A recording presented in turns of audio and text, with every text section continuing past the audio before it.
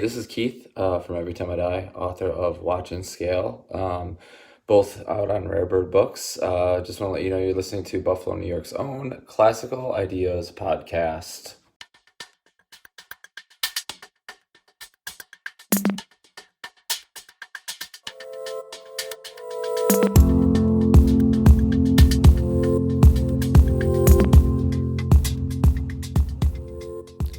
Thank you to Keith Buckley, a fantastic writer and vocalist, for the guest cameo introduction.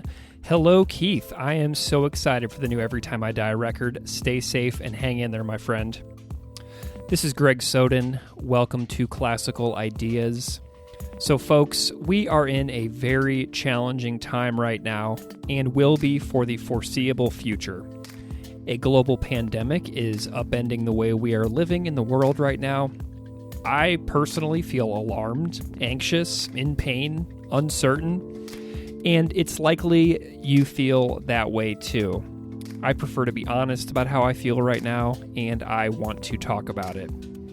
So, in religion and literature, both of which I'm deeply interested in, the idea of a global flood, whether metaphorical or real, can look any different number of ways, is present across many traditions. Gods tire of humans and unleash destruction. These situations could be described as apocalypses or endings.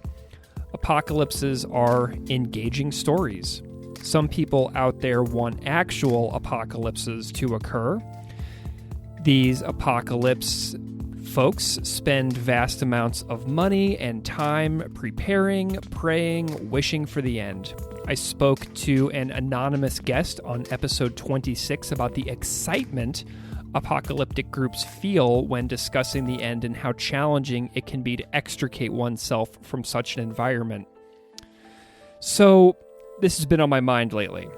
And on April 1st, 2020, which as of recording is yesterday, an essay about apocalypses and endings was published by Killing the Buddha called "It's the End and Nothing Feels Fine." The author, Dr. Kelly J. Baker, is a scholar of religion, essayist, and editor who is well-versed in the stories of apocalypses. She is a self-described scholarly apocalypse chaser, reminiscent of the term storm chaser. Dr. Baker doesn't necessarily feel like chasing apocalypse stories, but she feels the need to do so anyway. I've wanted to have her on this show for a long time, and this article from Killing the Buddha is the perfect reason to do so. Dr. Baker is also the author of Gospel According to the Klan, the KKK's Appeal to Protestant America, 1915 to 1930, Grace Period, a Memoir in Pieces, Sexism Ed, essays on gender and labor in academia, and Final Girl, and other essays on grief, trauma, and mental illness. She is active on Twitter at Kelly_J_Baker, where she is moving, open, and honest about a range of topics she cares about. This conversation, which I just finished recording with her 20 minutes ago, is fabulous. It was soothing to me because we both feel nervous and we do not hide it. So please do read her moving essay, "It's the End and Nothing Feels Fine," from Killing the Buddha. So without further delay, please enjoy my conversation with Dr. Kelly J. Baker.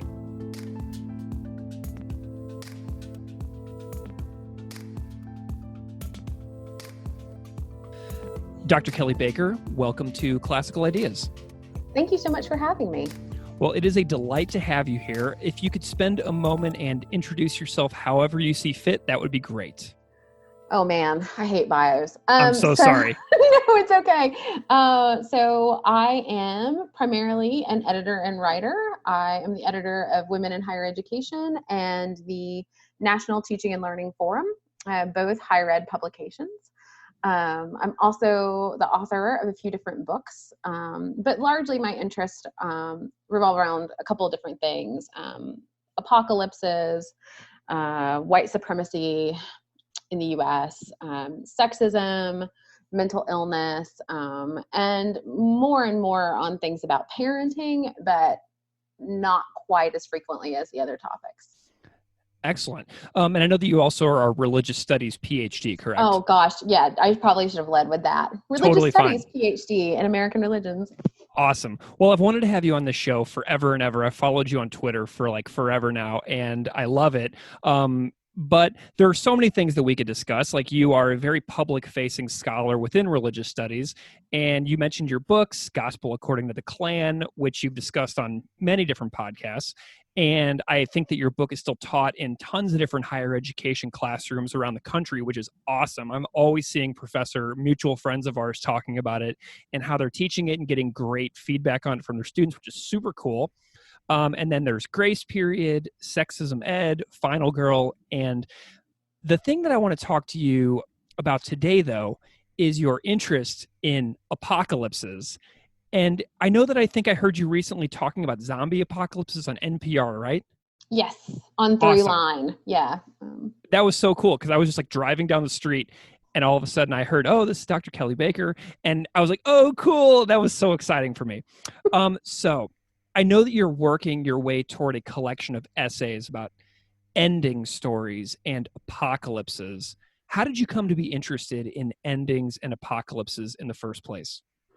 So, my interest in apocalypses started a really long time ago. It was when I was in high school, and I can vividly remember it was high school or early college, maybe. But my mom decided to bring home the Left Behind books, right? Mm. So, I go home, I'm sitting on the couch, and I notice this like stack of the Tim LaHaye, Jerry Jenkins books. And she's like, oh, they're really good. Like, you should read them, right? And I pick up the first one and kind of thumb through it, and I'm like, oh my God, these are terrible, right? But they're appealing, right? And so then I could like study that there are all these people that are doing it, right? Folks in my classes were talking about how powerful these books are, telling about how thrilling they are to sort of follow along with them, about how biblical they are. You can't see my scare quotes, but that's sort of what I'm doing.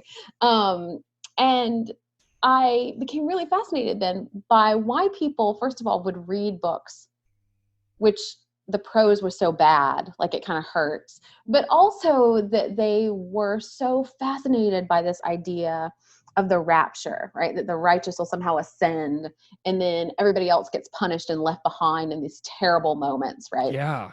And so that's kind of where it started, is this curiosity that I had about like, why is this appealing? Why would someone want the apocalypse to happen?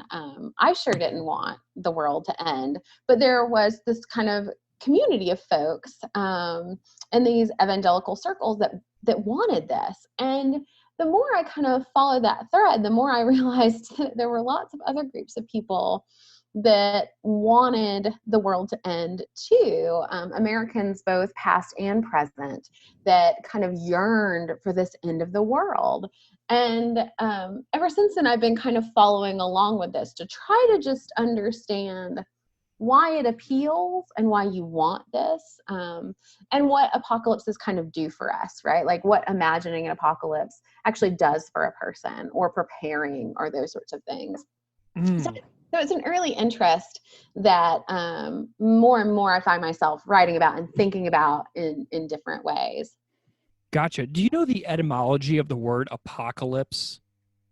So the term is originally Greek, and it meant revealing or unveiling.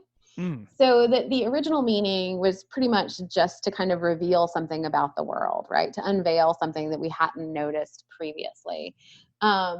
It's very, very intriguing to me that the term now almost always is associated with disaster or catastrophe or the end of the world, or doomsday, in a way that's different from that original meaning. I think we see echoes of that original meaning because oftentimes when we're looking at how people imagine the apocalypse in fiction or in real life, that it does reveal something about our world, that people are telling us something about what they're nervous about, what they want to happen, their concern with our current world, their desire for a different one. So that kind of early definition is there. It's just not kind of immediately what we think of in a way that it might have been previously. Interesting. Okay. So What's really fascinating is I just remembered something way back when I started this show, like in episode like 25 or 26. I actually interviewed a former person who was involved in like Armstrongism, Okay. which is like an apocalyptic group in, I think it's like southwestern Missouri, but he remained nameless and anonymous on the show because he was nervous about people figuring out who he was and talking Hmm. about, because he had left this apocalyptic group. And so that was such an interesting conversation to me, that I had over 2 years ago at this point. But you mentioned the groups of people who are interested in it and how they're largely coming from different evangelical groups. And I know that you call yourself an apocalypse chaser. So I'm curious about what it means for you to be an apocalypse chaser and what you have actually found while chasing. Yeah, so it makes me think of I picked up that language because I was thinking about the folks that follow behind tornadoes, Mm-hmm. right? You know, that they're in the tornado in this path of destruction and they're falling behind and trying to record, and but also not to get too close, right? Because of the danger that is a part of this. And so that image has always kind of really stuck with me because that's sort of what I'm doing too, right? As I'm following along with people, not super closely, to see sort of what they think the world and how they think the world is going to end, right? What they think about this world, what they think about is wrong. And that I kind of have diligently been following about them, both in my teaching and my research and my writing.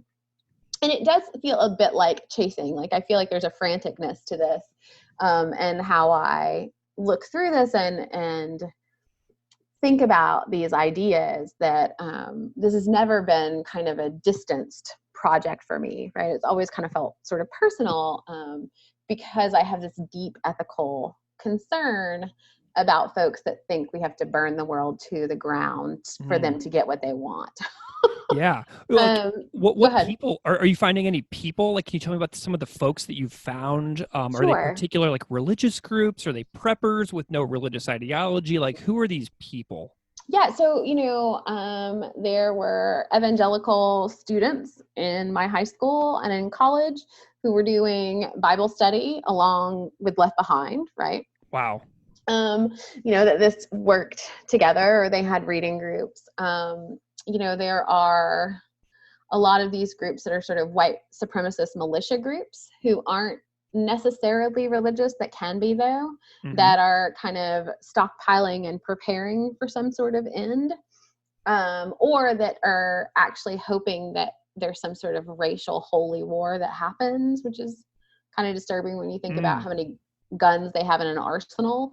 Um, I talked to some doomsday preppers when I was working on one of the earlier zombie projects, these zombie doomsday preppers, about what they were doing, interviewing them via email. And it was kind of interesting, not necessarily religious, right? Mm-hmm. Um, but, having food and weapons and having a fortified home, right, that you can kind of work around. So there's a lot of variety here. Folks that want, an environmental apocalypse, that humans have gone too far, right? And so what we need is a world without humans. Yeah. And I'm always like, that's intriguing. Oh my gosh.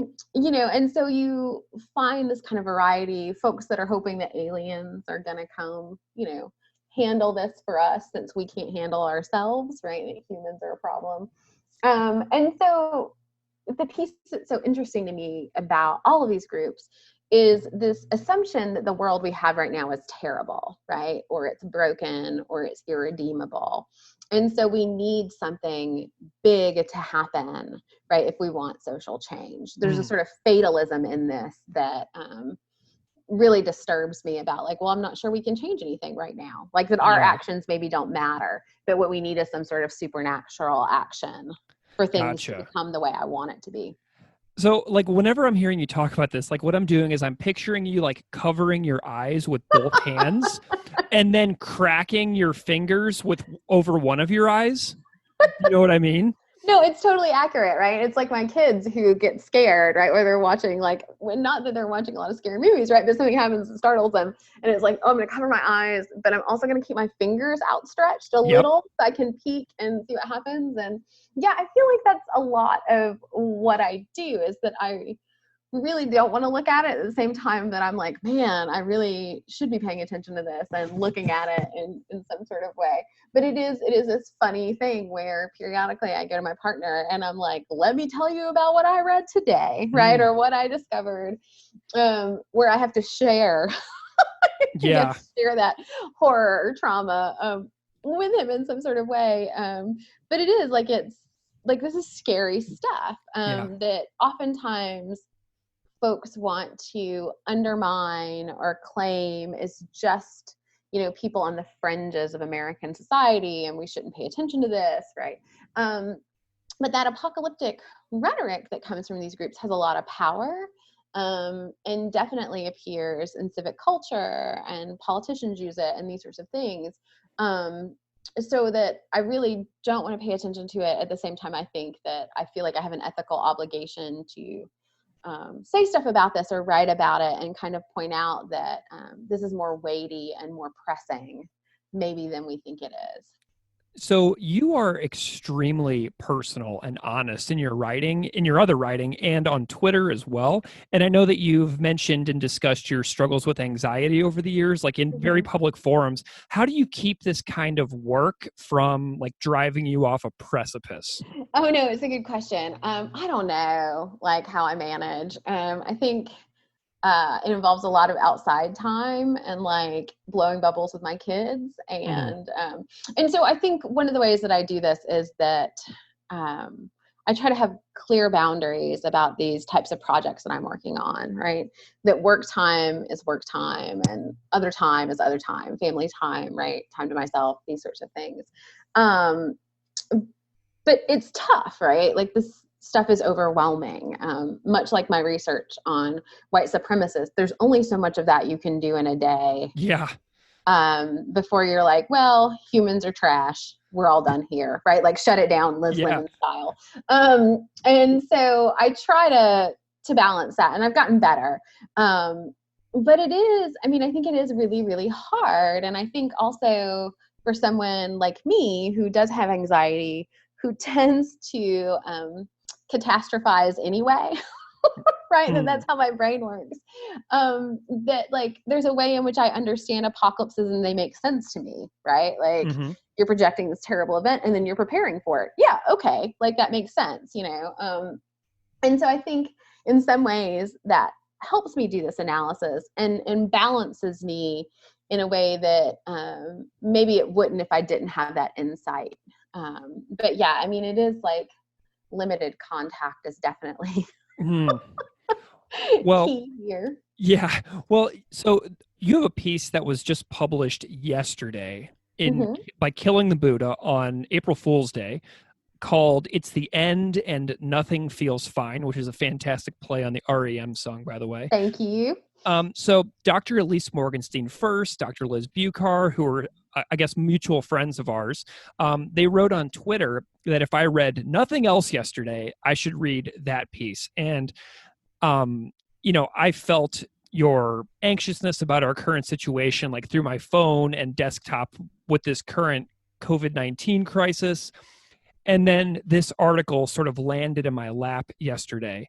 Can you tell me a little bit about the writing process of this piece, which takes place over about the last 3 weeks of your life? Okay, so it's interesting. I am one of these essayists that can sit down and do sort of researchy things, but I'm also an essayist that can kind of be led by my emotional state or what's kind of weighing on me.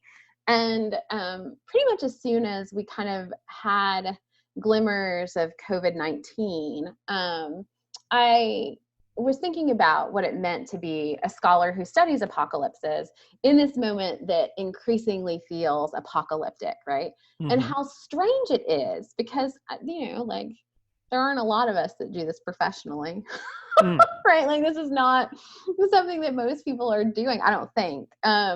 And thinking about that particular slant on this, like what do I notice that maybe other people don't notice? And so when I first kind of imagined this essay, I was like, I'm totally going to do this from like a scholarly perspective, right? Like, what is it like that Dr. Kelly J. Baker, right, um, thinks about this situation? And the more I followed COVID, right, and the more urgent this became with sheltering in place orders, with social distancing, the more information that we had on how contagious it is, right, and how deadly it is to certain types of people, the more I realized that this could not be just a scholarly piece. Yeah, for sure. because I was like quietly losing my mind, right, as I was scrolling through Twitter, right, for the recent updates, or to click through one more graph, right, about this is the spike and this is how we flatten the curve, and these sorts of things. And so I decided to kind of lean into that anxiousness, right, and say, okay, what am I experiencing right now, and how does this make me feel? And how it made me feel is that I was like jumping out of my skin. Yeah. And I write in the piece about that, right? Like that my anxiousness sort of felt like there are bees under my skin, that at any moment they're going to erupt, because like I just can't take it anymore. And that's an interesting thing to compare to the fact that I'm so nervous about using apocalypse language generally, right? Like that I'm not the person that's like, oh, this feels like the end of the world. Like I guess a casual commentary, because this is something really serious for me. So I kind of frantically wrote this essay over the span of a couple days, where I just had to get it out, right? Like I had to get it out. And it actually made me feel a lot better to kind of work through both of those ideas, both the apocalyptic and the anxiety piece, to look at them together and to kind of see this, but to also kind of recognize that I was not the only one going through this, right? Like the anxiety is high for folks, and the nervousness here and the uncertainty is like working on all of us, right, in very different ways. But yeah, it was one of those pieces where, I kind of like started working on it, and then I looked up and I was like, I have 4,000 words. Like, how did that happen? Right. Because I had clearly strong feelings about this and things that I kind of needed to work through. And writing is always that kind of space for me, as a place to kind of not only do kind of scholarly work, but also do that self-reflection and to think through things that I'm experiencing that I can't quite put my finger on, right? Like I can't quite know what's going on, but writing about it gives me that clarity that I wouldn't have otherwise. So a couple of years ago, I went to New York City to the New Yorker Literary Festival, and I saw the Japanese novelist Haruki Murakami speak. And he talked about when he writes about challenging things, how he sort of like goes to a different place, and then he emerges and he doesn't remember what he wrote. Is that kind of how you're working on this piece? Not quite. Unfortunately, I tend to remember, right? Okay. But it is one of those where I kind of pour myself into this. So, by the end of the day, I'm just kind of spent, right? Because I've spent all this time kind of doing this really emotional labor to talk about this, right? That I think I tweeted about this, where I was like, well, it's me being ridiculously honest about what my anxiety disorder looks like from day to day in this piece, which is kind of a lot to hold on to, right, at one moment, and to figure out like how honest I want to be too is always this kind of question that I ask when I'm writing personal essays. But I think it takes a lot out of you, and I think sometimes I look back on this stuff and I'm like, oh yeah, I never want to read this again. Yeah. Right? Like I've done it, I've said my piece. Maybe I don't want to dwell with it any longer than writing this piece, right? Or maybe reading a part of it for just a reading at a bookstore or something like this. So for me, it's not so much that I forget what I've written, it's that sometimes I just don't want to return to it because it's so emotional and hard and why do that to yourself over and over again? Oh, I know. And I know that you write very openly about like fretting about our current situation in the world and being extremely anxious about it. But you also say that you can't not think about it. So everybody's like, "Oh, just don't think about it." Right. And you're like, "Well, I can't just not think about it. It's not possible." So is writing helpful for like owning your own discomfort? No, it totally is. Writing has been my saving grace in a lot of these things. And I do love the people that just routinely tell me, like, I mean, it's my favorite thing in the world. It's not, right? Of course it's not. But like, oh, just put it off, right? Like, just don't worry about COVID, right? Like, just don't do this. And I'm like, how do you live? Like, I don't understand, right? Because my brain is spun up most of the time. And anxiety, of course, makes this more acute than it might be otherwise. But I think the writing is helpful for me to sort of keep track of, this is the way my brain works, right? Yeah. Like, of course I can't not think about this because that's just kind of how I'm wired. But writing it down and writing through it helps me remember that, first of all, right? And also makes me feel like maybe I'm not as like unhinged as I sometimes feel, right? Because the current situation is making people who aren't normally anxious, right? Right. And so I think that that's helpful to me too. And part of my goal when I do this kind of stuff is that I want to humanize these disorders for people, right? So that maybe if someone reads this, they won't say to someone, maybe you should stop thinking about this, right? And my favorite one most recently is I had someone write me about this article, this essay, to say, like, you should just stop having nightmares if you're having nightmares. Yeah, and I was like, super helpful. Okay, like, thanks. Yeah. Also not how this works, right? Right. Well, and I know that you're not a great sleeper. And like what's been crazy for me is the last month, 2 months, I've been sleeping like 4 hours a night. Like I'll go to bed at 10 and then I'll be up at like 2:00, like wide awake. And I know that you struggle with that as well because you write about it. And you write in this piece, you have to stave off the panic that chases you when I wake up each morning. I usually have like 30 to 45 seconds right now before this kicks in for me every day. It's like the first like 30 to 45 seconds of each morning for me right now are pretty good. Right. And like I'm punishing myself to make my brain forget about this right now.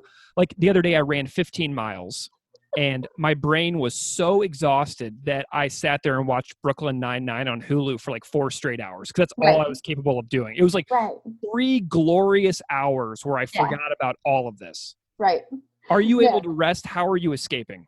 Yeah, no. So I am a romance novel buff, right? So when this kind of stuff happens and my anxiety gets really high, I'm usually like rereading familiar novels. Like I'm not even reading new stuff, right? I'm like, I don't have the bandwidth for this, right? Yeah. Like I need to read something where I know what happens, where I know the drama is not high, to do this. I find myself, we love Brooklyn Nine-Nine in my house, but we often find ourselves binge watching Parks and Recreation. Oh yeah. Right? Because that is just, sort of a cheerful show. But I do find myself watching TV as a way to kind of maneuver in some sort of way. I'm spending a lot more time sitting on my porch outside in the sunshine. Good. From yes. just to kind of bring that in. Right now we're watching Tiger King, which is also kind of a slow moving train wreck to watch. Oh my God. Yeah. But it's also one of those things where, you're just kind of looking at each other and you can forget like what's going on in the world because everything that's happening is so bizarre that you just can't, you can't look away. Right. And it's also one of those things where I'm like, oh, humans, right? It doesn't matter what's happening in the world. We're just going to be strange. And some of us are going to be strange than others. Oh my gosh. Okay. So is this like for the United States, is this like week 5 that this has actually been like sort of taken seriously? I think that's about as far as. I think that's accurate, right? Because I think my school system was slow on doing this more than other places were. Yeah. Okay. Because check this out. Like you write about like the early stages of this crisis as, quote, the trickles of information and coverage grew into a stream and then a river and then raging waters battering a flimsy dam. So check this out. I was in Brazil from February 11th through 17th, and it was already super bad in China on those days. And I thought about it literally the entire trip. I desperately wanted to back out of going on the trip, and I was in close quarters with hundreds of people in Sao Paulo, Brazil, the entire time, and it was freaky. So that was like 6 weeks ago now.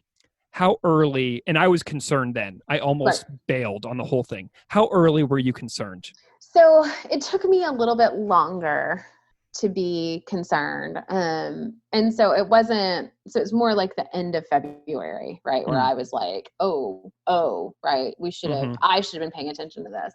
And I actually had a trip, like a conference trip, in early March. And I spent the whole time completely freaked out. Like you, right? Where I like every time I turn around, I'm like putting hand sanitizer, and I'm like wiping all the way up to my elbows. Not oh, really. So you went? So I went on this trip, right? And so, but I spent most of my time like this is before we had like the 6 feet rule, right? I was already there, and it was interesting to me because so many other people were not doing this kind of stuff already, right? Like that there was this very much of like, oh, this is overblown, we shouldn't be paying attention. And I'm like, I haven't slept in 2 days and I'm paying attention. And I'm like, why am I on this trip? And I think that it's intriguing to me how quickly we went from knowing this is kind of an international thing, and now are like deeply paying attention, but this sort of slowness of America to react to this, partially because we didn't know, because our leaders did not share correct important information. But yeah, no, and then my concern hit hard, right? So I had multiple trips that I was supposed to do this spring and early summer. And I was often the first person that had contacted these universities and said, hey, this has to be a web thing because I'm not traveling. And they were like, oh, well, we don't know if it's going to be a problem yet. And I was like, no, you don't understand. Like, I'm saying I'm not traveling. You can do whatever you would like. And part of this too is because I have a parent who's immunocompromised, right? And so it's, for me, it was one of those where it's like, I can't chance this. And I think now most people are kind of there, but I still run into people that are like, oh, it's overblown. This is really not an issue. And I'm just like, are you not scrolling as much as I am? Right. Like, not doing the interactive charts on the New York Times that tell us, all this information about this is what social distancing does, right? This is what sheltering in place. So obviously I guess they're not, or maybe I just have these obsessive tendencies right now, which could also be, and is very likely to be true. Well, let's tie in some of your religious studies knowledge here really quick and your years of experience in that field. So you compare this story to the story of the flood, which is present in multiple cultures, from Gilgamesh to the Bible to the Greeks and much, much more. So like usually in these stories, there's like a god or a gods who gets mad or tired or sick of people, and they or it devastate us. And I can't help but feel we've acted with like reckless abandon as humans for so long that this is like nature's way of like disposing of us, the world's most rampant, and we're destructive pests in a lot of ways. From your years as like a religious studies scholar, how does what we are witnessing in front of our faces resonate with like the vast literary canon from the world's religions? Right. I mean, so yeah, you can find these instances of floods, right, or this sort of natural destruction all over the place. And I tend to not be a doomsday prophet, right? That's not where my training is. And so you do find these resonances, and I think you can take these examples from the literary canon and kind of apply them to now, right? Like you can see how this works together, and you can see how different cultures have responded to this, right? And I mean, like you, I think part of me is like, yep, humans are just terrible, right? Like, and we could see this as some sort of natural progression, which is, I think, what some of these folks who were writing and reading, or listening to these stories could also think, right? That you could look for corruption and you could see this and you could understand why there would be this vengeance acted upon you in some sort of way. And I think it does, like, this does feel like that kind of moment, right? That this could be something that we're facing. I think fundamentally for me, the issue is that I don't actually think humans overwhelmingly are terrible. I think some humans are terrible, but I think, that they're, that we're not inherently good or bad. Right. And that's helpful to me in understanding this, right? As opposed to going like straight into the, oh no, like, very much the Lilo and Stitch, our friends need to be punished kind of mode, that I want us to kind of stay away from, even though I feel it, right? Like I feel it down deep, that could be a way to handle this. And it just, the other piece of this, I think for me, that's so bizarre is that it kind of feels like those apocalyptic movies, right? Yeah. So oftentimes what I'm not thinking about is from world religions, I'm thinking about it from all the like pandemic films, right? Or zombie apocalypse films, where I was like, oh gosh, like this is the scroll, right? Like this is the scroll that starts off the movie where they're going through the news coverage, right? Before everything goes really, really bad. And I've very quickly had to be like, that line of thinking is not helpful. Yeah. Now I still find myself doing it, but yeah, I mean, it's just the weight of everything that's happening right now and how like unreal and cinematic it feels. I think it's also hard to deal with when we are going through social media or 24-hour news cycle or these sorts of things all the time, right? That gives it sort of unreality, where it's like, oh, this is what's happening. Huh. Okay. Well, and like, I was just thinking about that news scroll, right? And I watched the Apocalypse series of American Horror Story, I guess like 6 months ago. And in the very first episode of that series, you see that scroll where people are waiting in line at Starbucks and like people are frantically calling each other, you got to meet me at this airport in 20 minutes. And they're like, what are you talking about? I'm getting Starbucks. And then all of a sudden, boom, the world is totally different. And it's eerie when you think about it like that, because that's exactly what is happening right now. Except for like, there's not like bombs or anything falling from the sky or meteors, but it like feels like that, doesn't it?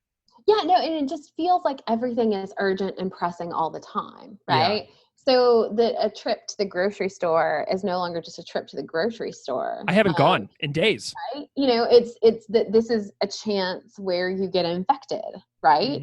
That people can't go to the park anymore because of the concern over this. My kids, we have a park near us, and one kid that's more like me than the other, and it's the kindergartner.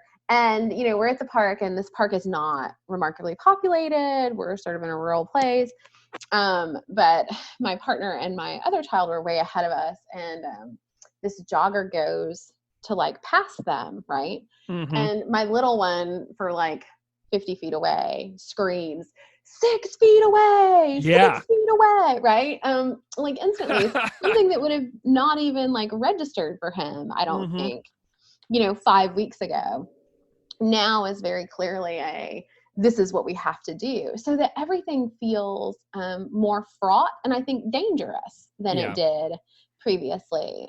So that this stuff that we just kind of did in our day-to-day, right? Chatting with a coworker somewhere near a coffee pot or standing in line at Starbucks now is not even possible because of the potential for infection, right? Yeah.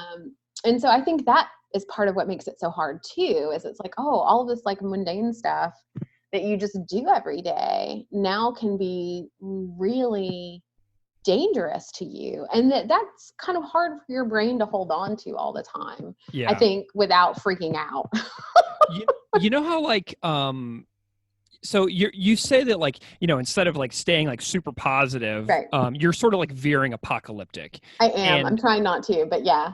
So like, You know, like when you go to work on Monday morning, you walk in and like that overly cheery person that you work with is like, "Hey, how's it going?" And instead of smiling and waving like they expect, like everybody wants you to say, "Oh, I'm great. Thank you so Hmm. much." When that isn't really true most of the time we're kind of like, ugh. Right. But like I would say sometimes like, ugh, or kind of lousy.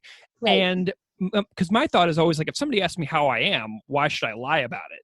You know? Do you feel like honesty instead of like unwavering optimism is like super important right now? So I always think that honesty is the best policy, Mhm. just kind of generally. And I think the kind of unwavering Pollyanna optimism does us a remarkable disservice in ordinary time. Mhm. I think it does us. I think it's negligent now, right? Like that this is not the way that we should approach it.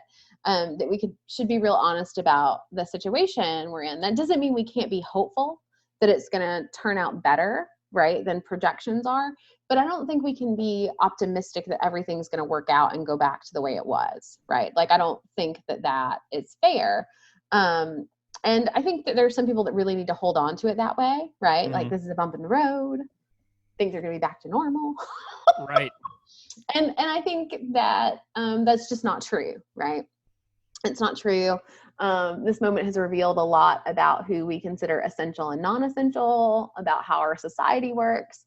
There are great conversations right now that are even more and more obvious about the dangers of capitalism and Mhm. what it does to us. A lot of good conversations about the way that corporations matter more than people. Yes. Um, and so I just feel like we should acknowledge that and understand that, and also be willing to note that this could be really bad, right? Not to necessarily dwell in the sort of awful projections, but just kind of prepare and understand that even if it doesn't feel bad for you right now, doesn't mean it's not bad for other people. And I Mhm. think that's the piece that is really frustrating to me, people that are like, oh, it's not so bad for me. And I'm like, of course it's not so bad for you, right? Like you're working from home and you're doing Zoom.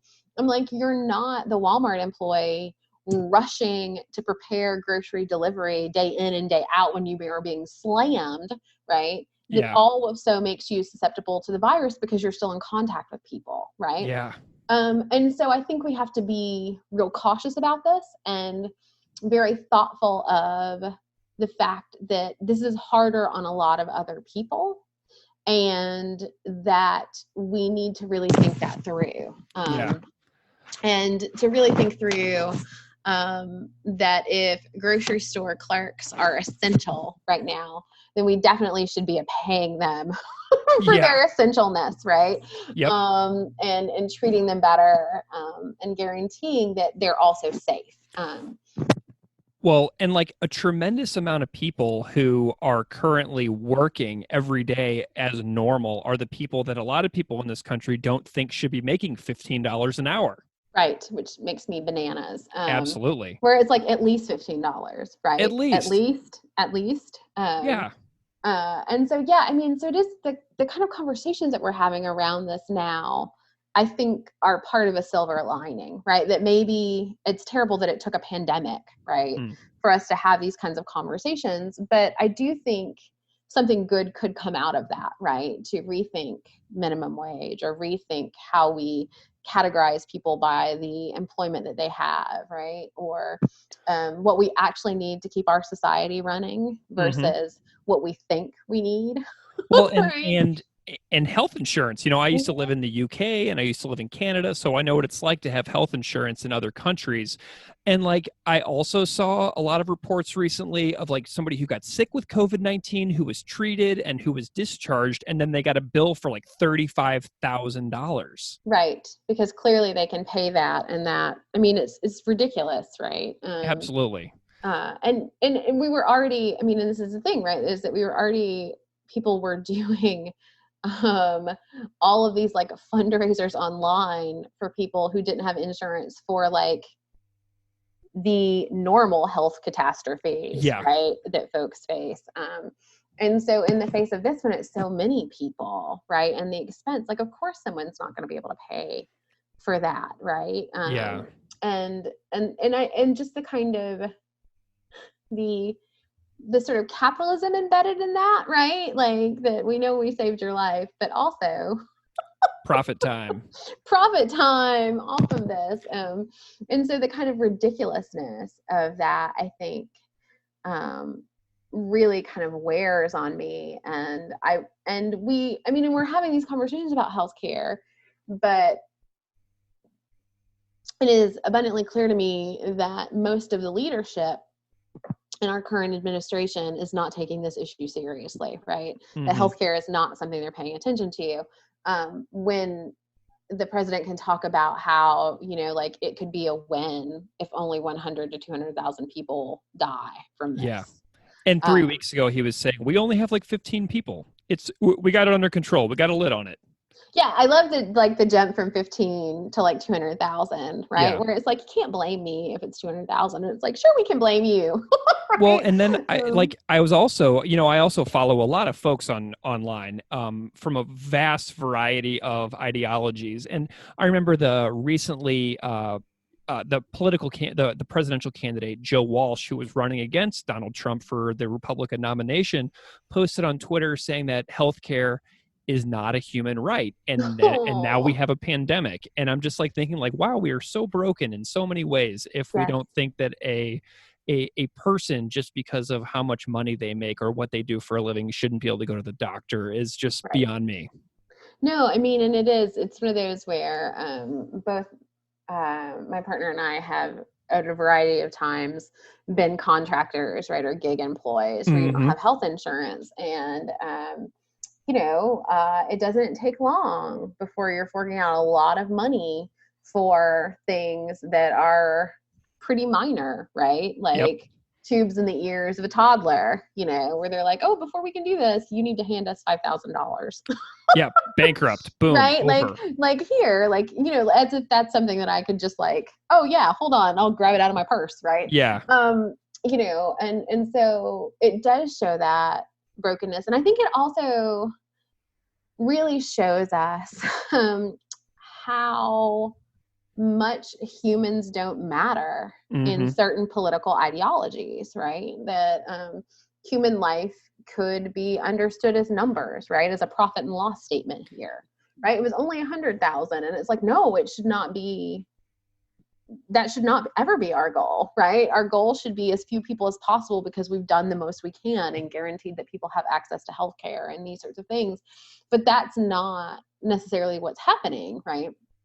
And so it is striking to me, and it does show all the kinds of faults in the system that we have now that a lot of us already knew about, but it's unavoidable now to kind of think through those.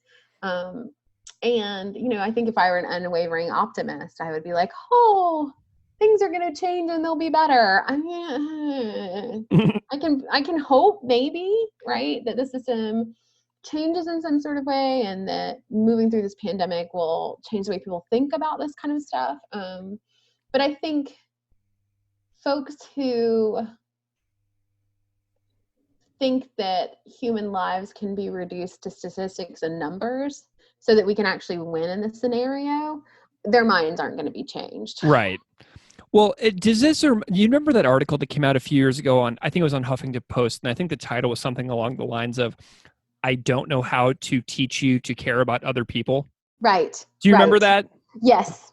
Yes. Yeah, that's what it reminds me of. And you live in Florida, so you're like, you're super far away from me, but I live in Buffalo, New York, which is literally, I can see Canada when I'm in downtown Buffalo. So like we're standing on the Buffalo side, and healthcare in the US is like ridiculous. And like I can see a town across the river where everybody has it no matter what. And it's right there. It's almost like the Garden of Eden, like across a river that is like a raging torrent, the Niagara River. I can't get to it, but it's like right there and it's so close. No, I mean, I live in Florida where, like our governor just yesterday, right?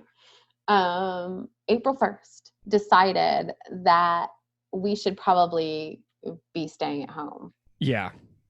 And Yeah. I mean, and I've only been screaming at him for like multiple weeks now on Twitter, right? Yeah. Like, not that he cares about me because I didn't vote for him anyway, but like, just this kind of disregard. Yep.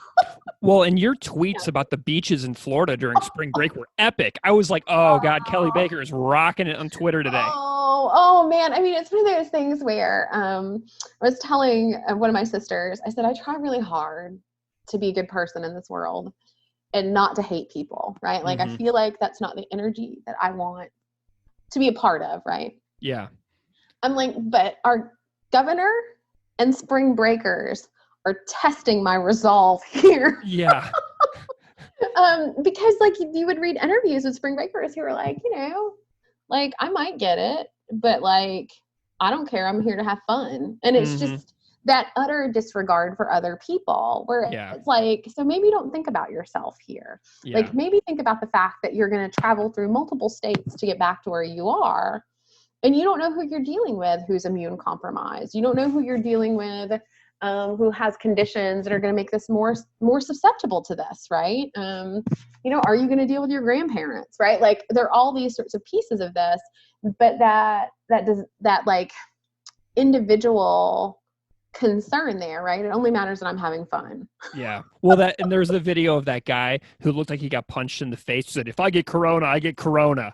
And that guy. And like, I bet he got it. Okay. So real quick, you and I have, like, we've been around, we're in our 30s, like mid 30s. And so, we've seen things like Ebola and Zika and SARS, in our world, in the news, that mostly happens in other places. Right. And, we haven't really dealt with those things. And so I'm curious how your like apocalyptic metric reading is for this situation compared to other things like Ebola. Right. So I think that coronavirus, right, COVID-19, feels different in some ways, partially because it's so contagious, right? Partially because it spreads so quickly, and that it feels more like mass pandemic. Now, maybe that's because I'm US centric, right? Because I'm in the US and I'm like, oh no, it's here, right? And I think that that's entirely could be a part of this. But I also remember Ebola feeling pretty damn apocalyptic too, right? And that you could see the images of this and what it did to bodies, right? And just see how this like wiped out communities. So I think these other ones have these endings too, right? And maybe it's not as widespread, but it is ending things, right? And reshifting order and killing people and these sorts of ways. So I don't know that I would necessarily be like, oh, this is more apocalyptic, right? Because I think when we think about apocalypses, we always think global. But I think we can also think about them as personal, right? Like, what breaks your world, right? Or what refashions your world, or what makes you think that your world had ended. And a lot of times that's losing people close to you, right? Or watching a whole village go down because of a particular disease, right? That we can't respond to quickly enough. So I think when we understand that personal versus that global, it's a more complicated way to approach this, right? So it doesn't have to be mass spread pandemic to be terrible and wrenching and to really do harm. And that's what I kind of try to keep thinking back to with this, right? Is that I think there are folks that are trying to minimize something like Ebola, and it's like, no, like that was serious, right? Like it's not, and maybe our approach shouldn't be to minimize previous like diseases that had come before that had a mass toll, right? But I know that people try to do this, right? Yeah. And part of this is unfortunately our news culture, right? Where everything has to be somehow greater than the thing that came before it, right? It can't be a pandemic, it has to be the biggest pandemic. And it's like, It I tell doesn't. you what, the thing that I did in 2011 is I stopped getting channels on my television Mm-hmm. and I went all print for my media consumption, and I Mm-hmm. feel like that was the greatest decision I ever could have made for my own Yeah. information intake. No, I think it's good. I don't watch television news. Like I just don't, Yeah. right? I get a lot of my stuff from online, right, where I'm reading from particular sources, right? Or in this instance, like most of my information about COVID comes from the Florida Health Department, right, who has a Mm. great site and has all this information. And so I'm following like legitimate sources. Yeah, well, that's how Erie County and Buffalo is doing it too. It's fantastic. It's great, right? Like, and you can go, I mean, now I'm not sure it's great for my brain because every day I'm on there and then I'm texting one of my sisters and I'm like, do you see the count today? Right. Yeah. So I'm not sure it's doing good things for me, but it's a good way for me to have this information. But I do think it's that kind of this like pundit culture that's on TV that I find so painful Yeah. to watch and participate in because everyone's screaming at everyone and they want to have the biggest take or the hottest take, right? And to be there. And I don't think that helps us. Yeah. And I think also that the political affiliations of certain networks also mean that you get bad information, right? And which is even worse. My parents like to watch Fox News, and I'm like, I can't even talk to you guys about this with Fox News. Right? Yeah, totally. I'm like, we just can't do it. It's fine. And but it's also me coming to them and being like, okay, here are the things that we need to know about this. Mm. And you guys cut it out. Yeah. Do the things you're supposed to. Yeah. So there's another piece of your article, of your essay, that shook me bad, like big time. I was like losing it. You write about getting awakened by a nightmare of your 6-year-old dying from this. And I have a 6-year-old also. Yeah. So we both have 6-year-olds right now. How are your children handling the isolation, and how are they coping with your handling of the situation? Like, are all of you on the same page? I get the sense that you're all very, very much taking this seriously. No, we do take it seriously. Like I said, my little one is our social distance enforcer. Yeah, he's like the czar, the social distancing czar of the Baker Yes, house.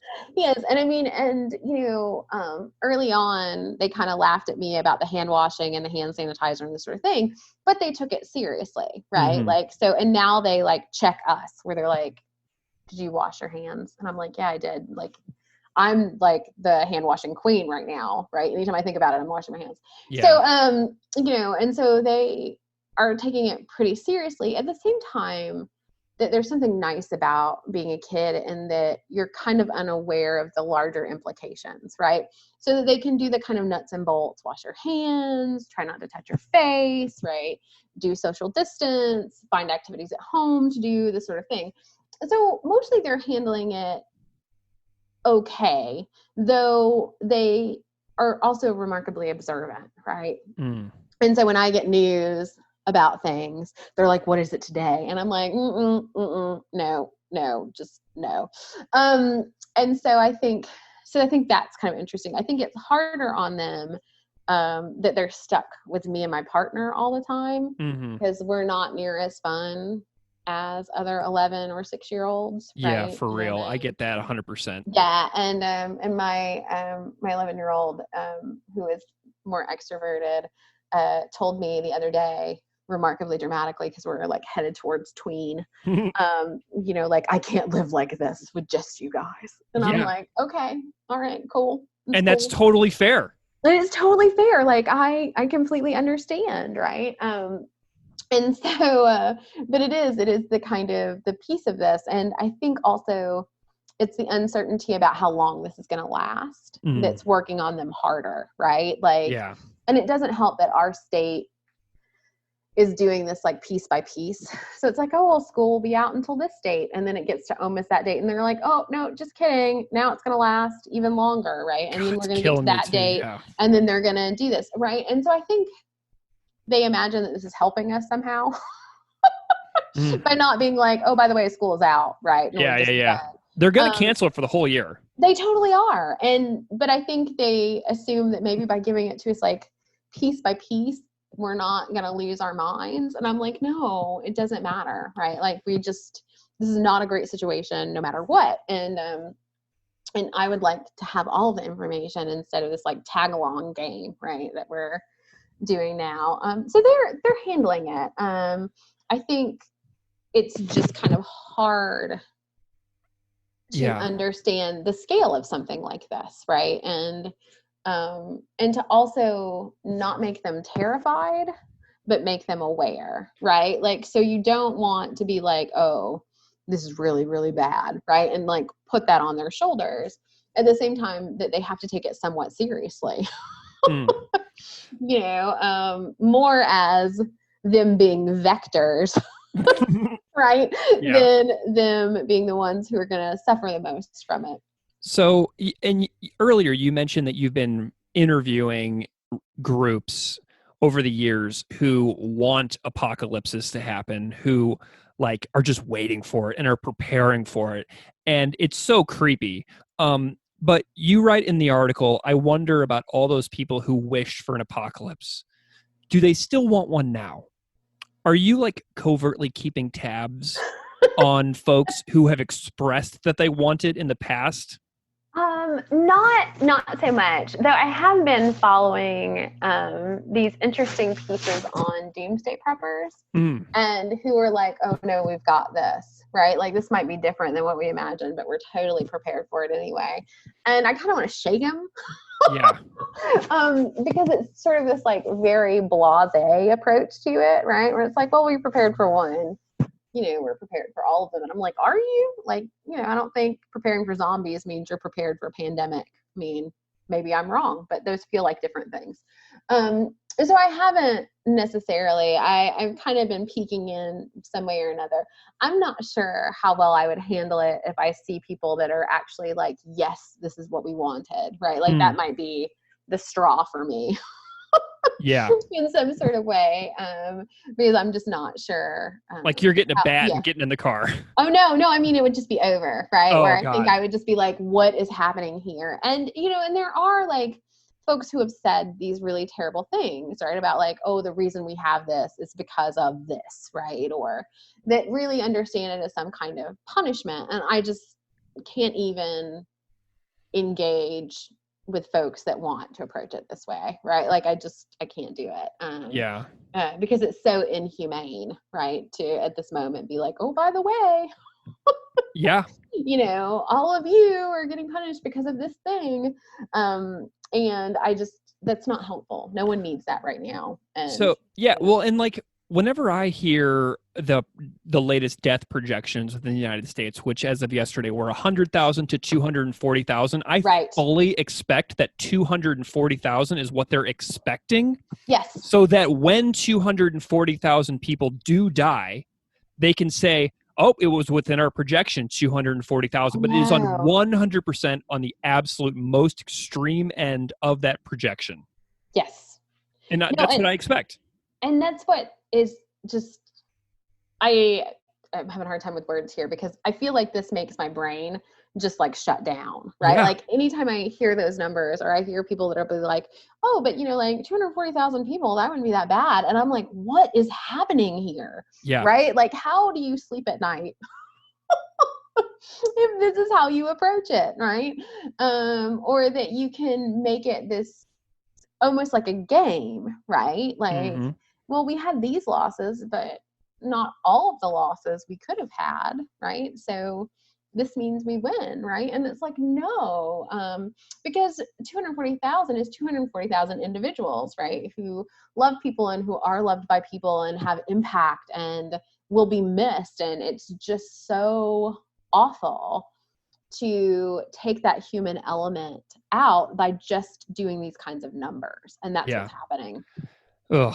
Okay, so my end times novel list is as follows. A Canticle for Leibowitz, Oryx and Crake, Who Fears Death by Nika Okorafor, and maybe some Kim Stanley Robinson, like New York 2140 or something like that. Right. What is your end times novel list to So sort of like do like a lighter ending on our conversation? A lighter ending. So mine are heavily influenced by zombies. This shouldn't surprise you since this is kind of where my work has landed. For sure. So one of my favorite series is the News Flesh series by Mira Grant, which is a zombie apocalypse novel, set of novels. But it's one of the few where the world pretty much continues running like normal. So it's more about the way in which rights and freedoms get reduced and the way society gets reduced. But you still have the internet, right? You still have people communicating in these different ways. Plausible, very plausible. Right, it's super plausible. Now, I don't know that I would suggest that people go out and read that right now. But I think it's very smart about how these kinds of crises can lead to a grab of power by political leaders, these sorts of things, and how people survive that day to day when something like that threat is remarkably normal, right? Yeah. The other one that I really like is called The Reapers Are the Angels, which is this beautiful novel by, I think it's Alden Bell. I think maybe I'm going to get his first name wrong. But it is a zombie apocalypse novel, but it follows a young female protagonist as she kind of explores the world after zombies. And the interesting piece about it is that she was remarkably young when the apocalypse happened. So all she kind of knows is the post-apocalypse. And so much of the book is about her finding beauty, right, in the ruins of the world, which is not necessarily what you have going on a lot of times in these types of novels, right? And so it's wonderfully fabulous. I was thinking about Stephen King's The Stand today. Again, not sure I would want to read it right now, right? Yeah. And I really love Justin Cronin's The Passage. I did not like the other two novels in that series, but I loved the first one. And so it's interesting because since apocalypse is what I do primarily for this research, I tend to not read a lot of this in my downtime, right? Where I'm like, I do enough of this in the day-to-day. So yeah, it was interesting. And then I would like to go on record that I hate Cormac McCarthy's The Road. So I just need everyone to know that before they start recommending to me that I read. And this periodically happens, right? Where people are like, you need to read this book. You'll love it. And I'm like, I hate every single page of that book. Well, and like that's another reason why I said Oryx and Crake specifically of that Margaret Atwood trilogy. Because Oryx and Crake to me is so much better than the other two. I just love it so much. So I know exactly what that feels like to love the first part of a story and kind of just like, I'm just going to leave Oryx and Crake as like a standalone incredible. That's right. I don't need the other two. Just pretend that the other two didn't happen, right? Which is sort of what I've done with the following books in the passage. Is I was like, I don't know these books, right? These books don't exist. Well, so Dr. Kelly Baker, I am like just so glad to have you. I feel like this has just been an awesome little therapy session for both of us where we can just kind of talk about our concerns, what we're seeing in a very honest way and not have to say to each other, just buck up, cheer up. Right. I love that. It's refreshing, and I'm so glad that you were able to spend this hour and change with me today. It's just a delight. Where can people find you if they want to know more about your work in general? So Twitter is sort of my happy place. So most often that's where folks can find me.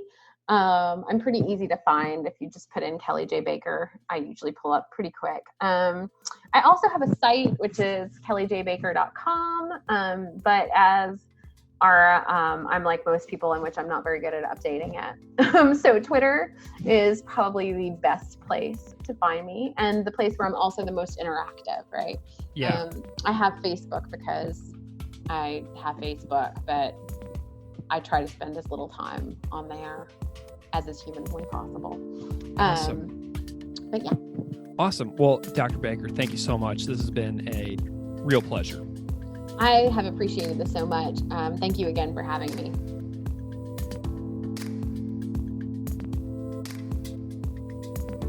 Classical Ideas is produced by me, Greg Soden.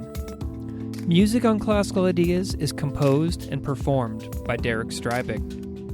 You can find his music at www.wearewarmmusic.com. If you like this show, please rate it on iTunes, Stitcher, or wherever you get your podcasts.